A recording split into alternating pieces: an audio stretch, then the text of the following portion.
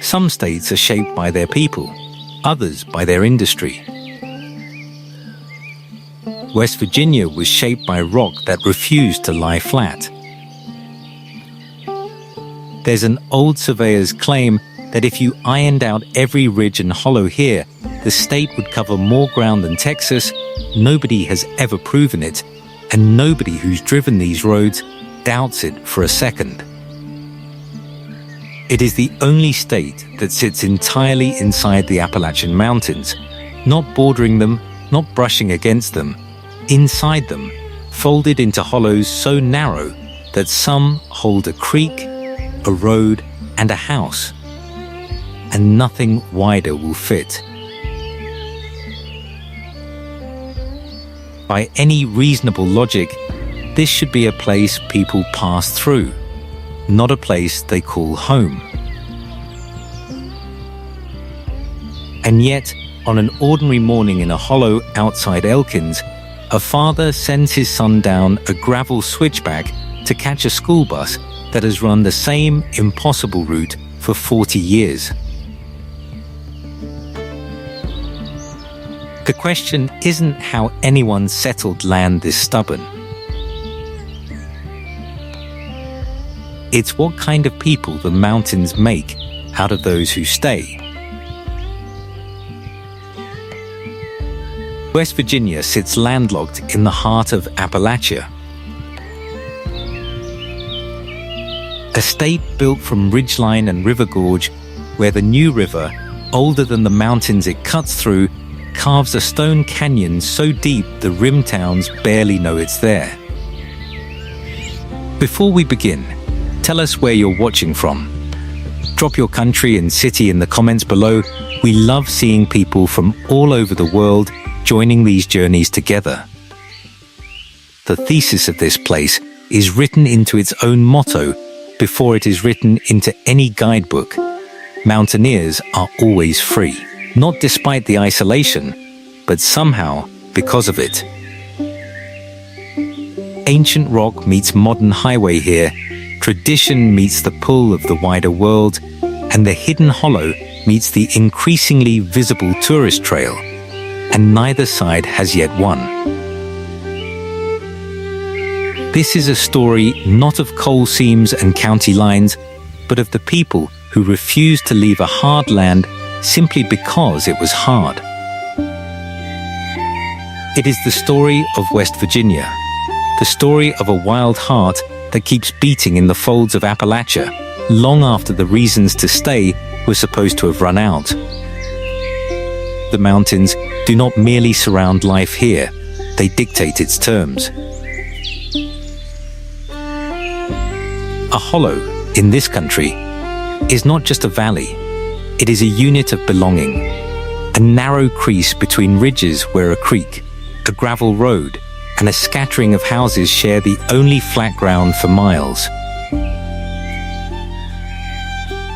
Families here learned early that the land decides where you build, where you farm, and how far you can walk before the ridge stops you cold. Winters press down through Pocahontas and Randolph counties with a hard, dry cold that silvers the hemlocks and freezes the smaller creeks solid by January. Summers arrive thick and green, cicadas droning through humid afternoons in the lowlands, while the high ridges of the Allegheny front stay 10 degrees cooler, wrapped in their own private weather. Spring floods swell the Elk and the Greenbrier without warning, and autumn sets the whole state on fire with color sourwood red, hickory gold, sassafras orange for 6 or 7 weeks that people plan their year around. This terrain does not produce haste. It produces patience, a working knowledge of when the creek will rise, and a temperament shaped by land that must be worked with rather than against. Fog behaves almost like a second population here. Thick enough some mornings to erase a barn 50 yards off. thin enough by midday to reveal a hawk circling a thermal above a ridge that seemed, an hour earlier, not to exist at all. Locals read these signs the way others read a forecast on a screen, a particular smell before a storm, a certain restlessness in the cattle. A woolly caterpillar's stripe said, only half jokingly, to predict the coming winter's severity. Away from Charleston and Morgantown, whole counties hold fewer people than a single city block elsewhere, and the ones who remain tend to know each other 3 generations deep. In towns like Marlinton or Webster Springs, a stranger at the gas station is noticed before the pump even clicks on. The cashier at the Dollar General likely taught the sheriff's daughter in Sunday school. The mechanic fixing a truck axle probably hunts the same ridge as the man who owns it. This intimacy is not incidental, it is structural. Population here is often measured not in density but in relation. Whose cousin married whose neighbor, whose grandfather worked which mine, whose family has kept the same 50 acres since the homestead years. Everyone, eventually, turns out to be connected to everyone else by some thread of kinship, church pew, or old feud quietly forgiven. It produces a particular kind of accountability. Reputation travels faster than gossip elsewhere ever could, because there is nowhere for it to get lost along the way. Morning in a mountain town does not begin with a commute. It begins with the country store. The screen door slaps twice, once opening, once closing, as the first regulars arrive before 7 for coffee poured from a pot that has been going since 5. Feed, fishing tackle, canned goods, and a bulletin board thick with flyers for gun raffles and gospel sings share the same crowded shelves. Talk here moves in loops rather than lines. Weather first, then who is ailing, then the price of hay, then back to weather again. A pickup idles outside with the engine running because turning it off means committing to a longer conversation than intended. Older men claim the same chairs near the wood stove they have claimed for decades, arguing gently about nothing in particular. This ritual repeats itself in 1,000 small variations at the post office, the feed store, the church fellowship hall, but the country store remains its purest form, unhurried, familiar, and utterly essential to how the day gets underway.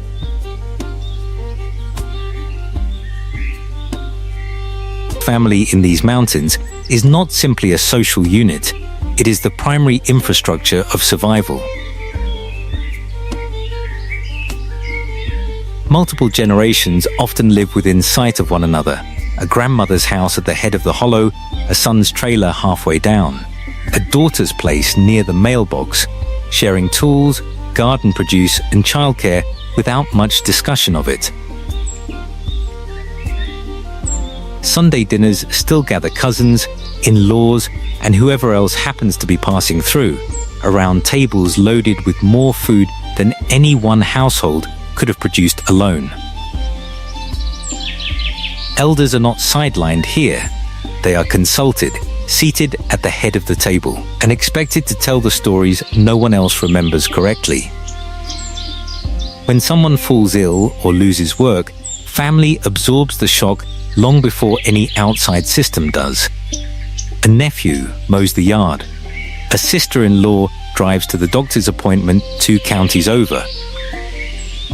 This obligation is rarely spoken aloud as duty. It is simply assumed, the way breathing is assumed, and it remains the deepest root beneath everything else described here.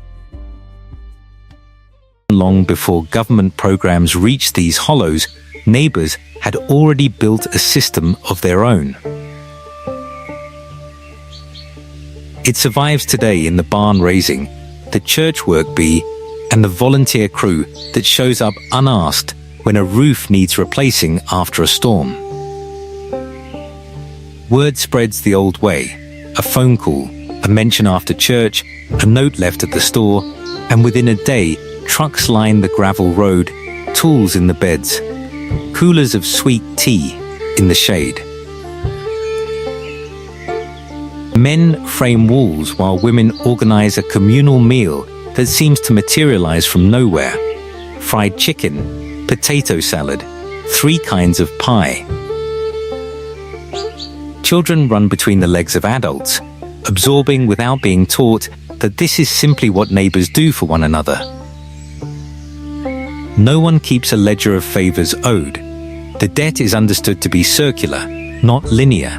Help flows outward because it once flowed inward, and everyone assumes their turn will come again, sooner or later, when the wind takes their own roof instead. If the country store is where mornings happen, the volunteer fire hall and the small white church are where the community actually happens. Nearly every hollow, however small, has at least one of each, and often the same handful of families keep both running. The fire hall hosts more than fires. It hosts Friday fish fries, pancake breakfasts to fund new equipment, blood drives, and the occasional dance that draws people down from ridges that otherwise rarely empty out.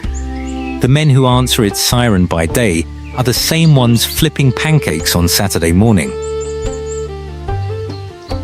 The church, meanwhile, remains the quieter but no less central institution, not merely a place of Sunday worship, but a clearinghouse for casseroles after a death, prayer requests whispered before they become public news, and a choir that has sung the same hymns in 4-part harmony for 60 years.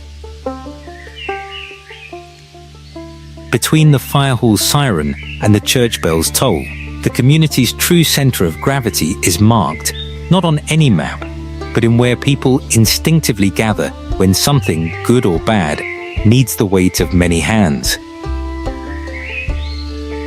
Hardship here is neither hidden nor advertised. It is simply carried, matter-of-factly, the way a scar is carried. Coal built towns overnight and abandoned many of them just as fast. Explosions at places like Monongah in 1907 and Farmington in 1968 killed hundreds of miners in single mornings, and nearly every family in the coalfields can name a relative lost underground. The labor struggles that followed, Blair Mountain among the largest armed insurrections in the country's history, are recounted here without melodrama. Simply as fact, men fought, some died, and the Union eventually came. Floods, too, have repeatedly rewritten towns along the Buffalo Creek and elsewhere, testing whether people would rebuild in the same low ground or leave for good. Most rebuilt. That fact alone carries more pride than any museum plaque could convey, and it is spoken of lightly here. A nod, a short sentence, and then the conversation moves on to something else, because dwelling was never the point of surviving it. For over a century, the traditional economy of these mountains ran on what could be pulled from beneath them or cut down from atop them. Coal seams veining through McDowell, Logan, and Boone counties built company towns overnight, complete with company stores and company scrip that paid a miner's wage before it was even earned. Deep in those same hills, timber crews stripped virgin hardwood, oak, poplar, chestnut before the blight took it, feeding a hunger for lumber that swept east to cities that never saw the stumps left behind. Small farms filled the gaps between industries, a few head of cattle on a hillside pasture too steep for a tractor. a garden that fed a family through winter, hogs slaughtered each November in a ritual as old as the hollows themselves. Blacksmiths, gristmills, and general stores rounded out economies that rarely required money to leave the county at all. The calluses this work left were literal and generational. Hands that knew the weight of a pickaxe or a crosscut saw before they knew much else, passed down as inheritance more reliable than any deed. Coal camps like Nuttleburg and Thurmond rose almost overnight along the New River, each with its own tipple, its own commissary, its own rows of identical clapboard houses rented from the company that employed everyone inside them. A miner's day began before light, descended by man-trip into seams sometimes barely tall enough to crouch through, and ended coated in a fine black dust that no amount of scrubbing fully removed by supper. Wages were often paid in scrip, spendable only at the company store, a system that bound a family to its employer as tightly as any contract could. When a seam played out or a market collapsed, an entire town could empty within a decade, leaving foundations, church steps, and cemetery stones as the only proof it had ever existed at all. Interstates now slice past these mountains without quite entering them. A traveler can cross the state in a few hours along I-79 or I-64 and see almost nothing of the hollows tucked just beyond the tree line, modern America running parallel to an older one, close enough to hear, but rarely close enough to touch. Cell coverage arrives in patches, strong at a gas station on the 4-lane, gone entirely 2 miles up a hollow road where a landline or a hand-lettered note still does the job better. Broadband has reached some towns and simply skipped others, leaving satellite dishes bolted to porch roofs as the only bridge to the wider internet. Amazon trucks now navigate switchback roads that were cut for horse and wagon, an odd modern intrusion into a landscape otherwise unbothered by its arrival. This is not a place racing to catch up with modernity so much as one holding it at arm's length, taking what proves useful, a solar panel here, a smartphone there, while leaving the rest respectfully outside the hollow's edge. Food here tells the state's whole story in a handful of dishes.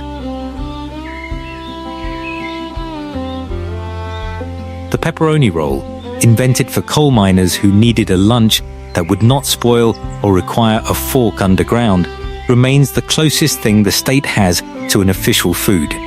Soft bread wrapped around spiced pepperoni, sold warm at gas stations and bakeries from Fairmont to Beckley. Biscuits and gravy anchor most mornings, thick white sausage gravy ladled generously over split biscuits, eaten before dawn by men headed to a job site or a deer stand. Ramps, wild leeks with a bite between garlic and onion, mark the true arrival of spring, celebrated at community ramp dinners that draw hundreds to fellowship halls smelling powerfully, unapologetically, of the season's first green thing. Sunday supper remains the week's culinary centerpiece: fried chicken, soup beans and cornbread, a garden's worth of vegetables put up the previous summer, and at least 2 competing pies cooling on a windowsill, tradition and modern convenience sitting comfortably side by side on the same crowded table. To walk into these mountains in June is to walk into a wall of green that closes behind you like a door. Rhododendron thickets grow dense enough to swallow a trail hole, their waxy leaves dripping from a rain that fell an hour ago. Hemlocks tower black-green and ancient along creek banks, their roots gripping boulders the size of trucks. The New River Gorge cuts 800 feet down through sandstone cliffs, white water churning green-brown below a bridge that seems, from certain angles, to float unsupported above the canyon. Waterfalls appear suddenly around bends, black waterfalls running the color of strong tea, stained by tannins from the surrounding spruce bogs. Fireflies rise from hayfields at dusk in numbers thick enough to seem synchronized, and the night sky above the Monongahela National Forest, far from any city glow, reveals a version of the Milky Way most Americans have never seen. Every sense is engaged at once here: the smell of wet bark, the hollow knock of a woodpecker, the particular cold of a mountain spring cupped in bare hands. Underfoot, the trail changes texture every few hundred yards. Soft duff one moment, exposed sandstone slick with moss the next, a scramble over roots thick as forearms after that.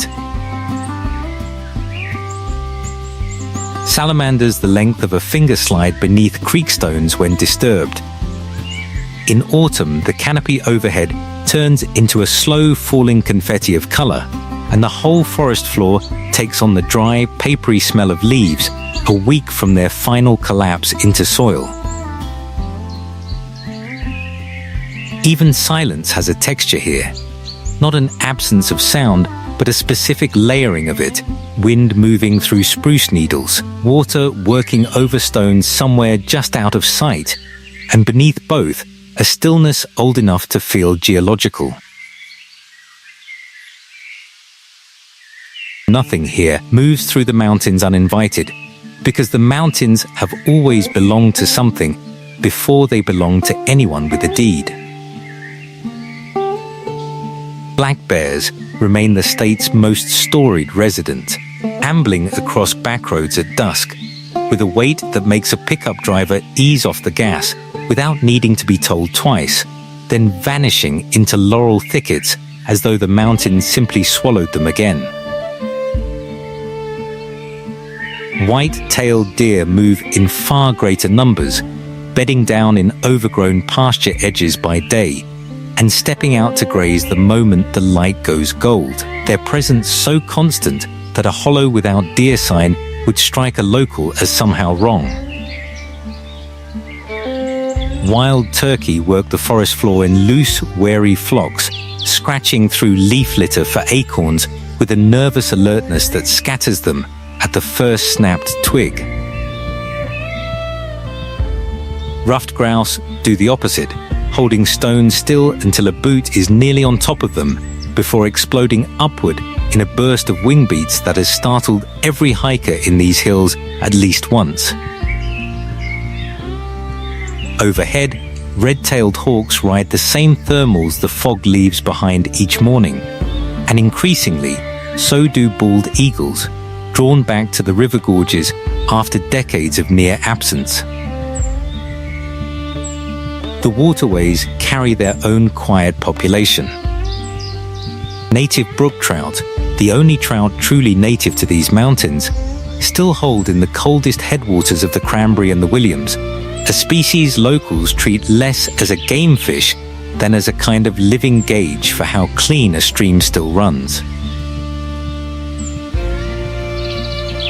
River otters, once trapped nearly to nothing across the state, have crept back into the new and Gawley watersheds, and a family lucky enough to spot one sliding down a muddy bank still stops the truck to watch. At dusk, little brown bats and the increasingly rare Virginia big-eared bat pour out of limestone caves by the thousands, part of an underground world of caverns that riddles the karst country around places like Lewisburg and Franklin. smaller lives fill every gap between the larger ones. Box turtles crossing gravel roads at their own unhurried pace.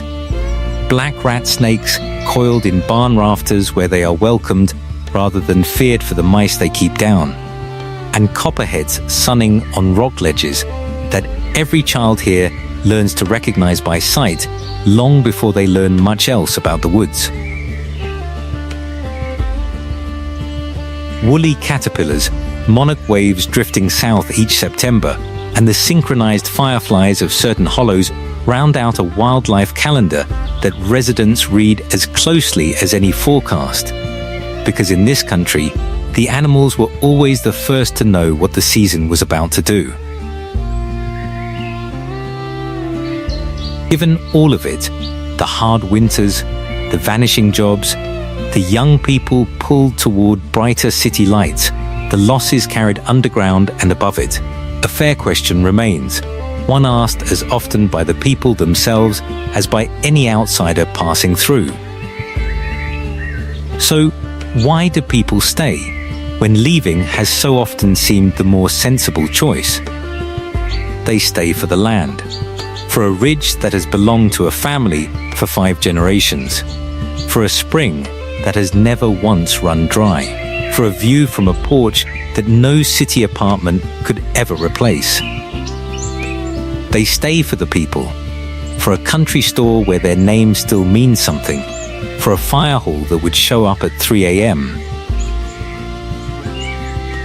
Without being asked twice, for a church pew that has held the same family every Sunday since before anyone living can remember. And above all, they stay for the feeling, the particular, unteachable sense of being known completely, in a world increasingly built for people who are known by no one at all.